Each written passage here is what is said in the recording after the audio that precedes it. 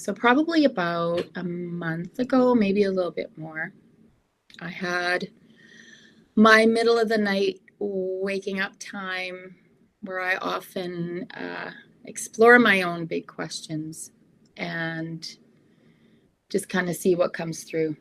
And that time of night is just so quiet, so still. And I've come to, for the most part, really enjoy those times and with anticipation, wait to see what comes through. So that particular night, I woke up with the question, what is love? I thought, okay, that's a big one. What came through was, well, what is not love? Because we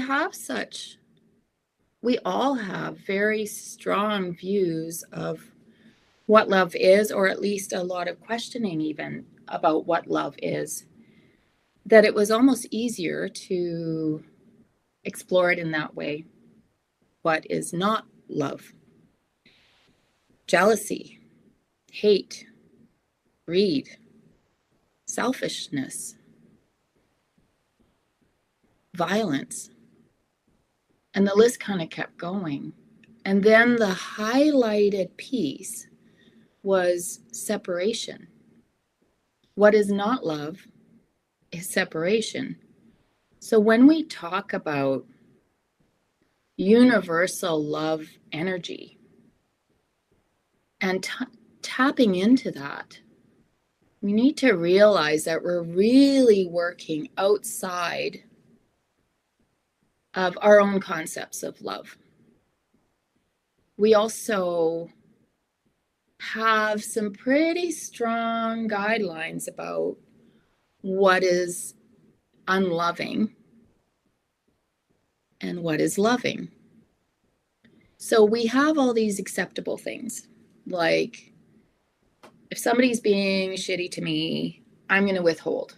I'm going to withhold love because that's not acceptable, and that is how I am creating my boundary. I'm going to withhold love. That may be right, may be wrong. The energy that's under that is really the indicator of what's right and what's wrong with that. Our outer actions may look the same. I'm going to just create a little space for you to do whatever that is you're doing. And in that moment, my inner state can be one way or another. So what is not love? Not love with separation is a real moving away from. Even the big word that stuck with me, because we have all these different interpretations of the opposite of love. And the big one that stuck with me was disgust. Even when I bring up that word, it's going to bring up certain feelings around that for you. And what I find with disgust is a real moving away from. It's like the one response that is the most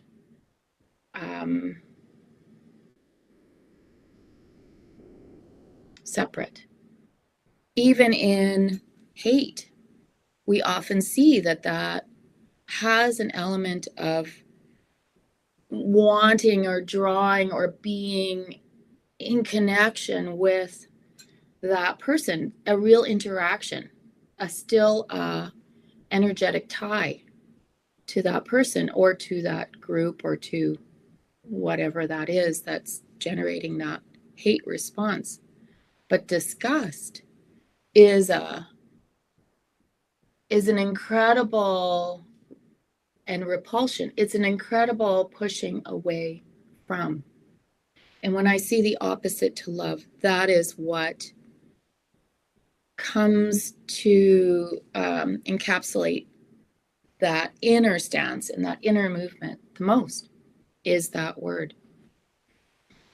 So then what is love and what is universal love. Like when we are with great intention wanting to send love into a situation, at an enemy, if we can consider that, what is that love? And what I see in that love is that everything outside of the human response, which is then so conditioned to focus on safety and comfort, then that goes totally outside of that structure, outside of that system. So when we look at universal love, in that realm, everything is connected and everything is drawn back to that expansive concept of love. So when we, even our own interaction with our higher self,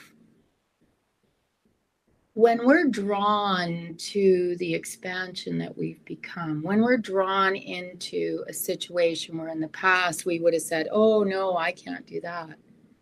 And your higher self is going, come on, this is where your freedom is. You're being drawn into that expansion and you're being drawn with the power of this force, of this love energy pull into that true expression of love, which is unity. So not love is separation, and love is unity. And there's really no way to, even those are huge concepts, then how do we actually internalize that? And how do we actually work with that and feel that? What came through to me preparing for this meditation today is that in our moment by moment alignment, and then our greater intention to do this work in this bigger way, anytime that we shift out of not love, because we don't contain love. We can access it. We can channel it. We can flow it through. We can experience it at any moment in our lives. But how can a system that's designed for self-protection, self-interest, self-comfort, self, contain what love really is? So if we kind of go, okay, I don't need to somehow create this in myself. I don't also need to stomp all over myself for not being able to do this in a way that somehow I think I should be able to do this. Then when we drop not love, we shift into access to that greater love energy. And as we know with energy, when we are energizing not love, that has an impact on our community. It has an impact on the collective. It has an impact on events. It has an impact in the world. There are lots of intention experiments where they've been able to get some quantitative evidence of how much our intention and our energy focus actually shifts things in the world. So today I wanted to bring a bit of a framework so that we can kind of conceptualize this and with intention make that shift. We can kind of say, okay, I'm in not love. We've been learning about that. We can assess our inner state. We don't have to somehow put it on or get over it or whatever. We can shift into that love. You can shift into the picture of the perfect world. And that touches on things like our environment and how we treat our environment. And it touches on things like politics. And it touches on things like how we treat each other. And we're so focused on the big catastrophes or the big political movements or the big injustices, and we can like totally put our focus there and then energize it with our fear and our hate and our disgust. And we need to recognize that nothing is neutral. We're not ever neutral. And the energy that we put into the world makes a difference. So whether it's the big things or the small things or seemingly small things in our own lives, as to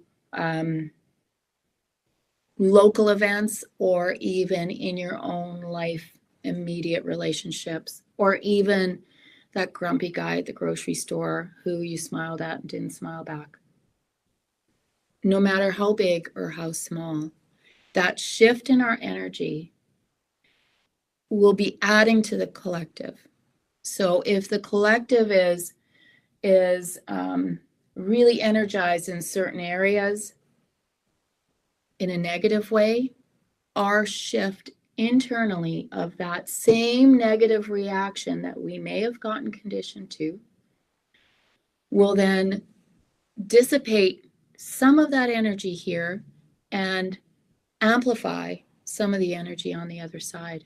The more we do that in whatever area of our lives, the more we will contribute to that greater shift in consciousness in humanity.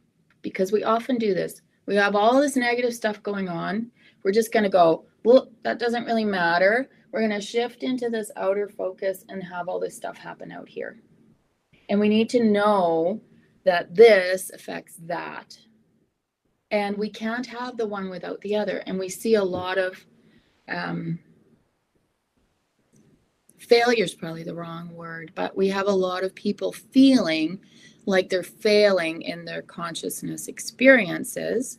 We even talked about this in faith settings, where somebody might have this incredible connected prayer experience one day and can't get back to it the next.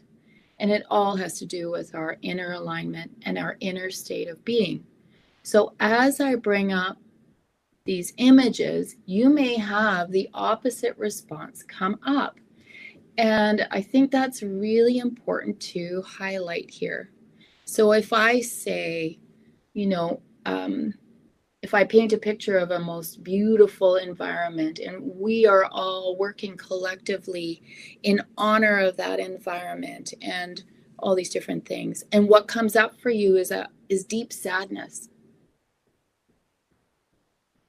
Recognizing that even the deep sadness or the grieving of what isn't stops what is from being able to be.